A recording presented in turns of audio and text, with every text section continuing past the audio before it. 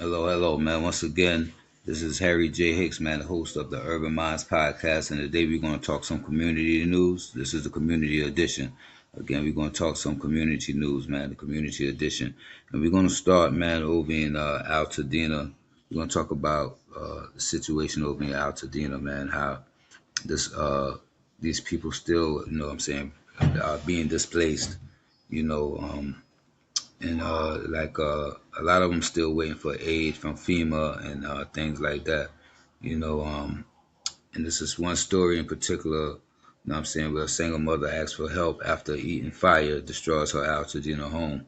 So what I mean. But yeah, we got to keep those people in our prayers, man. We have to keep those people, like we can donate. You can donate to the Red Cross, redcross.org, because yes, it's a very very hard situation out there. Like a lot of these people don't have nowhere to go, or they you know and it's not the fact that FEMA is doing okay right now. I think they donate like $50 million. They gave out like $50 million.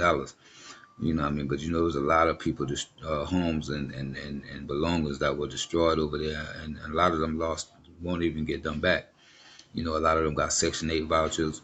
And, from experience, I know how hard it is to find a place. It's not easy to find a place or whatever. So, it's very, it's very crucial, man, with what's going on over there, So, give me 1 second. But yeah, it's a story, man, about a single mother. She's trying to find a place, man. Like I think they're staying in shelters, and I think she said she's paying thousands of dollars to stay in the shelter. This goes, and again, it says, overcome with emotions, Bridget Bradley stood next to the charred remains of her home in an Altadena neighborhood decimated by the heat and fire. She went on to say, "This is my home. My home is gone." Bradley, a single mother of three, had rented at the Harriet Street home with the help of Section 8 housing vouchers for the last 3 years. Amongst the rubble were the remnants of her youngest son Nehemiah's special needs chair. The 5-year-old was diagnosed with cerebral palsy. It said, he survived numerous surgeries and other emergencies in the past. The Eaton fire started 4 days before his fifth birthday, right when things started looking up. Without a home, Bradley has paid thousands of dollars to stay at a nearby hotel as she waits for financial assistance from her insurance company and FEMA. And she asked me, how do you even rebuild? Where do you start? And there's a lot of stories like that out there in Altadena. Um, and I'm pretty sure they will get a grip on this thing. You know what I mean? But it's it's just a tragedy to what's going on in those neighborhoods. What I'm saying? Where a lot of people are losing their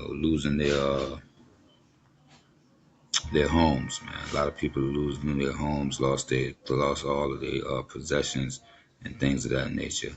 And like I said, whatever y'all could do to help, man, I'm asking the communities everywhere, whatever y'all could do to help, man, to help these people, because at the end of the day, it could have been us, and that's how I see it. It could have been us. It could have been our homes. It could have been our belongings. And being that, a lot of people, man, and I'm not going to say poor people, I'm not going to say black people. A lot of people are not in a position where they can just financially rebuild right then and there. A lot of people become displaced. And a lot of people have children. Like the single mother have a son, man. That's what I mean. That's handicapped or disabled with cerebral palsy. What I mean. So that's another issue. So it's not easy. What I'm saying, and what I'm saying, I feel for the family, and as I said, that could have been any one of us. Again, a lot of us don't are not able to rebuild or jump right back on track if something like this was to happen to us. You know what I'm saying? We would probably pretty much be in the same predicament where we wouldn't be able to rebound as fast and needing help, and don't know how long it's going to take before we could get our lives back on track again. So yeah, that was a touching story, man. But also, man, we're gonna talk about Roxanne. I think but like I said, man, you can always go and help these people, man, and donate. You can donate clothing, you can donate food. You can donate monetarily. You know what I mean. So whatever it is to help these people, to rebuild their lives is more than necessary. You know what I mean, more than necessary. But yeah. So whatever y'all can do, man. Like I said again, it's a tragedy. It could have been either one of us. That's how I feel that we need to look at it. It could have been either one of us that this would have happened to. You know what I'm saying? And it's not easy. It's not easy, man. It's not easy. Okay, man, and we're gonna get into something else, man. I'm gonna say about the RFK Jr. You know what I mean? This is for our community. Everything I'm speaking on is for our community, man. In some type of way, like how it affect our community. And I'm just trying to say if we can come up with solutions to combat or either support whatever it is that's going on in our community. It said RFK Jr. grilled on his views on vaccines and abortion in first confirmation hearing. Kennedy must clear an expansive array of hurdles as he seeks to be confirmed as Health and Human Services Secretary, one of the most powerful posts in government. So it says Robert F. Kennedy Jr. appeared before senators Wednesday for his first confirmation hearing as President Donald Trump's nominee for Health and Human Services Secretary, facing a grilling on his views on vaccines and abortion. Kennedy sought to defend himself in his opening statement from the respective lines of questioning prompting a brief eruption from a protester in the gallery. It said news reports are claiming that I am anti-vaccine or anti-industry, Kennedy said. You are, the person yelled before being ushered out of the chamber. Kennedy continued, I am neither. I am pro-safety. I worked for years to raise awareness about the mercury and toxic chemicals in fish, but that didn't make me anti-fish. All of my kids are vaccinated, and I believe vaccines have a critical role in healthcare. So it's after another disruption from a protester, the crowd was warned the hearing would adjourn to allow police to investigate if there were further outbursts from the audience.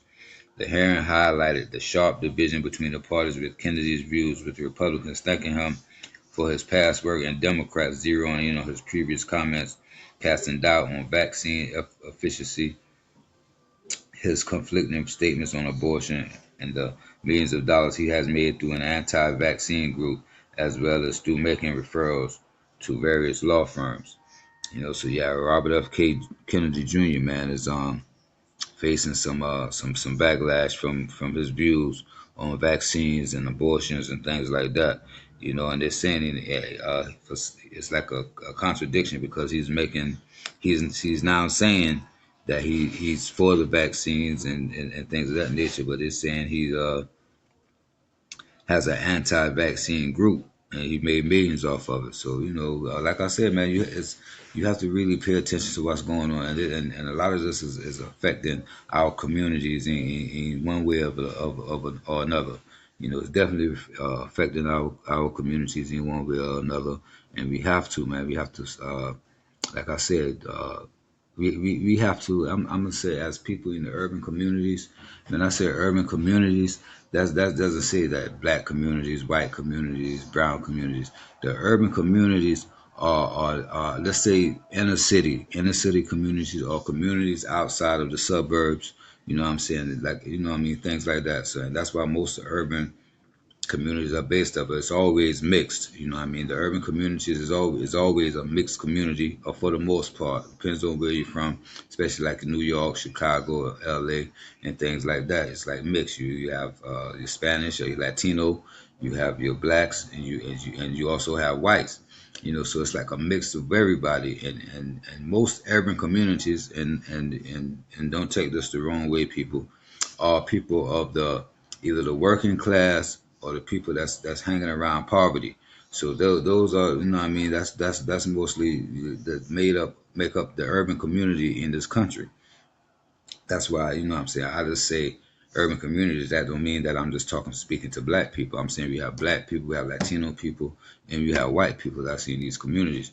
And the powers that be, like I said, they are pretty much in control of what's going on within all communities. But a lot of the urban communities, like we're not. I'm not going to say that a lot of us are not. I'm going to say equipped mentally, meaning intellectually. A lot of us we are not. I'm put more focus on the issues that affects our communities. So that's what I said. That's why I come here, and that's my this is what I'm trying to do is I'm trying to educate people on things that they may not be educated on or not too fond of or even particularly care about. You know what I mean? So I'm just asking that y'all please pay attention to what's going on within the community and things like that. Um, but so Robert F. Kennedy Jr. Man, he's a lot of people say Kennedy and Senator Ron Wyden, the ranking member of the Senate Finance Committee, engaged in a heated exchange as Wyden attempted to nail down Kennedy's stance on the measles vaccine. Is measles deadly, yes or no? Wyden asked Kennedy, who did not directly answer the question. Kennedy contended again that he was not anti-vaccine. Wyden pressed Kennedy on his comments in a 2023 podcast in which he said there is no vaccine that is safe and effective. Mr. Kennedy, all of these things cannot be true. So are you lying to Congress today when you say you are pro-vaccine? Kennedy claimed that statements he made on podcasts have been repeatedly debunked. So he's saying that the statements that he made, he's backtracked. He's backtracked on these statements. So and it's saying the raids, and then also I want to speak about the raids that's going on within our communities. And like I say, the urban communities. So here are the cities where ICE raids are taking place. U.S. Immigration and Customs Enforcement arrested 956 people on Sunday, the largest number of arrests on a single day by the Trump administration to date. It goes on to say, man, following President Donald Trump's return to office, immigration enforcement operations have started to sweep through major U.S. cities. U.S. Immigration and Customs Enforcement, ICE, said it arrested 956 people on Sunday, but an NBC News report found immigration authorities had close to 1,200 arrests that day, and just 613, or nearly 52%, were considered criminal arrests. So basically, they're saying that they're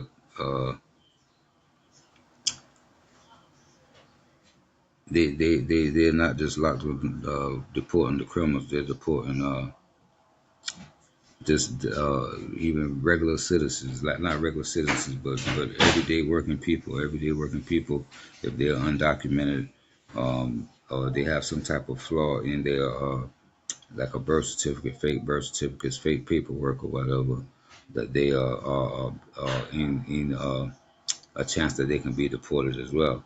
And these ICE raids, man, they're happening everywhere. Like I said, especially in the urban communities, they're everywhere. They have the and they're doing about this. They had close to 1,200 arrests in one day. So a lot of people are being caught up in this immigration and customs enforcement. That's what ICE stands for: Immigration and Customs Enforcement.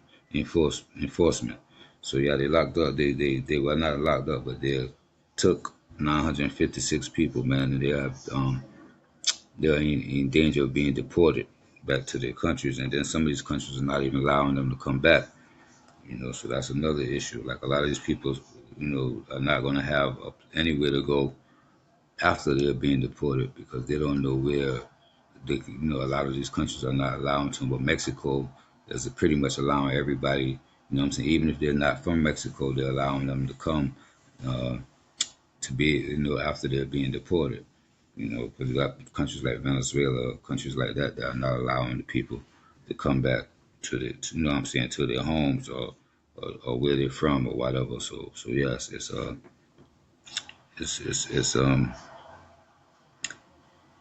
it's huge, man. It's huge what's going on with that too as well. You know what I mean? So and I wanna say I want to get into one more. So it's another issue I want to get into. Some more things I want to educate the community about. You know, and as we know, Sierra was expecting her fifth child. Sierra was expecting her fifth child. And TikTok getting expansion. So YouTuber Mr. Breast, ex-owner Elon Musk, and Oracle Chairman Larry Ellison are names that have floated around in the past week. Who will save TikTok? You know what I'm saying? So that's another issue that's coming up. Trump gave them an extension. President Donald Trump gave them an extension on the platform or whatever, and a lot of people are concerned about who will allow them to who's going to take over, whether it's Elon Musk. A lot of people thinking it's Elon Musk. I don't know if everybody's happy with that or whatever, but yeah. But I want to thank y'all for tuning in, man. We have to stay tuned for the TikTok situation, and anybody that wants to like, share, comment, what I mean, on this episode of the Urban Minds Podcast Community Edition, can go to the YouTube channel or whatever at Hicks, Harry Hicks 9952. Excuse me. Again, you can go to YouTube, man. It's at Harry Hicks 9952. You can like, comment, share, or whatever, man, on this podcast. And again, I appreciate everybody. I appreciate everybody for the support. You know what I mean? And remember, man, remember always, love and peace always. Peace.